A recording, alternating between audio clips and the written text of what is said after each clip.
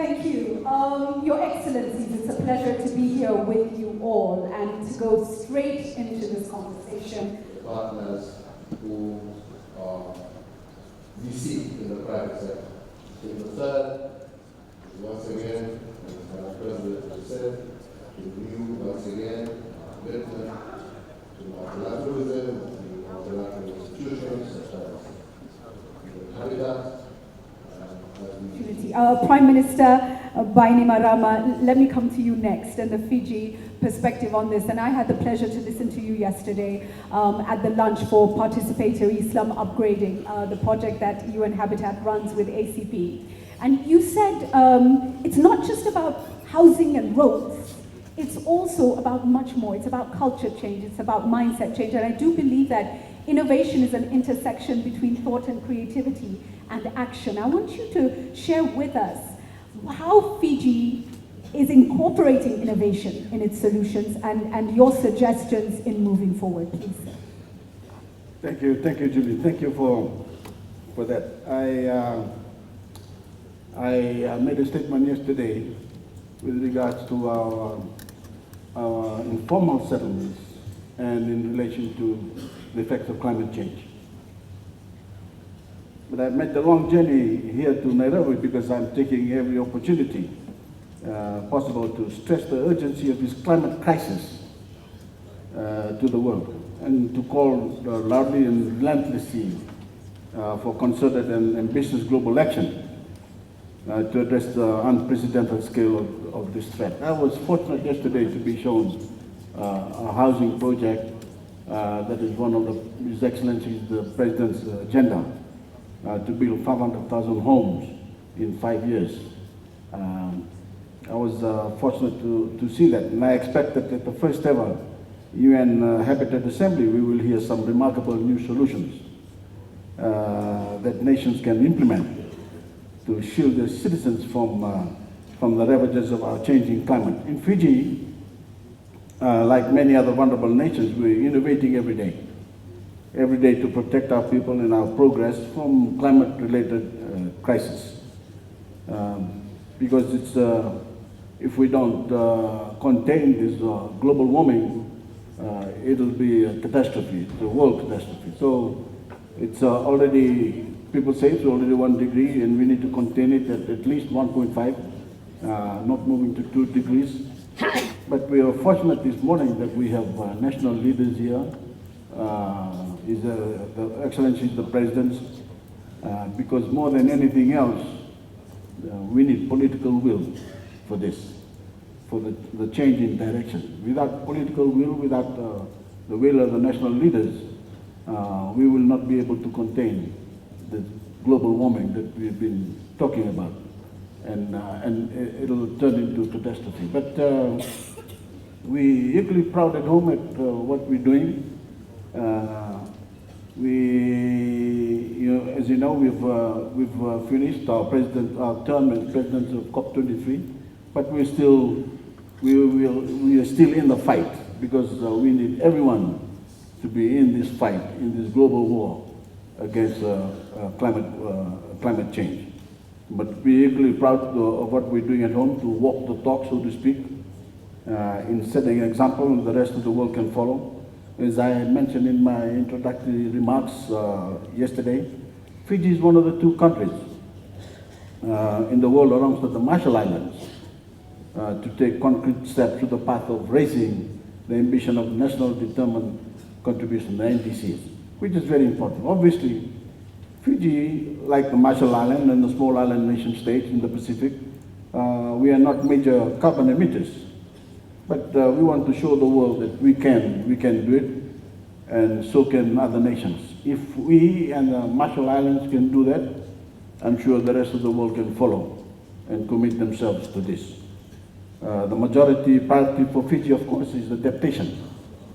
The arrival of Cyclone Winston, as I mentioned yesterday in my speech, the strongest cyclone ever to make landfall in the southern hemisphere, exposed these vulnerabilities across our economy, bring total damage bill of about $1.4 billion. That's 1/3 of our GDP. But since that time, we've mainstreamed climate change into all of our national decision making. Following the launch of our 5-year and 20-year National Development Plan in 2017, the Fijian government has since launched the National Adaptation Plan, the Climate Vulnerability Assessment, and the Planned Relocation Guidelines to guide our climate adaptation planning. To help fund our efforts to build resilience across our economy, we've instituted an Environment and Climate Adaptation Levy, what we call ECAL, to mobilize domestic finances towards climate adaptation and environmental conservation. ECAL funds are building more resilient schools. We're building them better after the catastrophe brought about by Winston. We're building more resilient schools and infrastructure, relocating communities, and of course, reducing our carbon footprint through the uptake of solar projects. We're going even further to enhance community-level actions in response to climate change, in particular by allocating a percentage of ECAL proceeds into a climate change relocation trust fund to help crowd in bilateral and multilateral donor funding to relocate low-lying vulnerable coastal communities and, of course, our informal settlers and settlements. You will have heard that in Fiji we've created a green bond, a modest $50 million bond that was launched in October 2017 and listed, of course, on the London Stock Exchange. We were the first emerging country to launch a sovereign green bond and the third to do so at all, following, of course, Poland and France. Projects financed from the Fiji Green Bond will focus primarily on investments that build resilience against the impacts of climate change, including our informal settlers, including our community climate adaptation projects. Fiji will also use bond proceeds towards achieving our current NDC target, which is the 30% reduction in carbon dioxide emissions in the energy sector by 2030. Some of you may have heard that the Fijian government and UN Habitat have been successful in securing funding from the Adaptation Fund to implement a series of resilient projects in more than 15 Fijian urban informal settlements, most vulnerable to climate change. From housing to infrastructure to the national environment to livelihoods, this project will involve women, young people, Fijians living with disabilities, and the elderly to build community-wide resilience to climate impacts. Thank you. Creating solutions we can implement on a nationwide scale in the years ahead. Thank you, Mr. Prime Minister. Can we give Fiji a round of applause, because that was a really comprehensive list of things. And what's most impressive, perhaps, is, number one, thank you for shining a light on the climate crisis. But number two, the ability to take a challenge and turn that around is very powerful, and to use innovation to do that is very powerful. Thank you for setting that example. Involving local government, involving all sectors is very important, and I think you already seen the fruits in Fiji, our collaboration between Fijian government and also the UN Habitat. Thank you very much. Thank you. From that. Prime Minister Bainimarama, let me come back to you now. And when we talk about enhancing private sector partnerships, what has Fiji been doing and what has been working in your space? Thank you. I concur with His Excellency the President's comment that private partnership is a must in these solutions that we're looking for. I know, everyone knows that when the United States of America pulled out of the Paris Agreement, everyone was disappointed. But out of that, if you remember, a coalition was created, a coalition of non-state actors, NGOs, especially in the private sector, put together by my friend Arnold Schwarzenegger. That has moved forward in a very positive way to fight the climate change crisis that we have. But driving these solutions forward requires access to new financing mechanisms, partnerships with the private sector, and access to relevant expertise and new technologies. And all-encompassing crisis can only be overcome if communities and institutions do their part. As His Excellency the President has said, governments certainly must lead and set the standard. They must do those things that only governments are equipped to do through laws, regulations, education policies and programs. But government action is not enough. Business, development partners, development organizations, communities and civil society must take the initiative to push their governments. The world's financial institutions, the public, private and international institutions must work with governments to develop those financing mechanisms. But I think we should be clear. Let's be clear, in the face of worsening climate impacts, adaptation efforts alone won't save us. Without decisive cuts in carbon emissions, the present climate crisis will intensify into unchecked crisis. And this is what I've been saying all along. And everybody else, of course. Thank you. Thank you for being a champion again.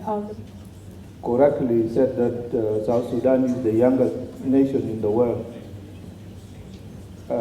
We are in need of many things. Everything that you can mention.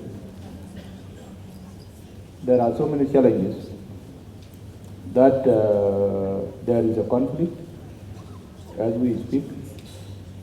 And let me come now to Prime Minister of Fiji, Bainimarama, please. Your political commitment and maybe your call to action. Thank you, Julie. As I mentioned earlier on, Fiji is one of the first two countries in the world, besides Marshall Islands, to take concrete steps on the path of raising the ambition of nationally determined contributions, the NDCs. Obviously, Fiji is not as I said, Fiji is not a major carbon emitter, but we want to show the world that we can do it, so can other nations, especially the bigger, the larger economies. The struggle to secure food and water could potentially drive nations head-on into war. Vast numbers of climate-displaced peoples would require refuge, adding immense complexity and urgency to the issues highlighted at this assembly. And as I speak to you now, that is the future we are headed for, based on our collective commitment under the Paris Agreement. A nightmare scenario, Julie, of 3 degrees of warming. So I'm here in Nairobi, sounding the alarm to urge for more decisive action. By the time we gather at the UN Secretary General Summit in September, the majority of the world's countries must come with realistic and concrete plans for 3 things. For their next round of more robust and aggressive NDCs, for having emissions by 2030, and for reaching net zero emissions by 2050. Fiji is already revising our own commitments in line with those aspirations, and we ask the rest of the world to follow.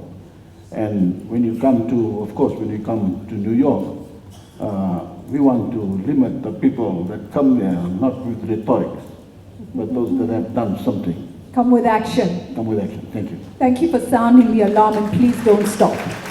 Please don't stop. Thank you. Thank you, Prime Minister Said. Thank you.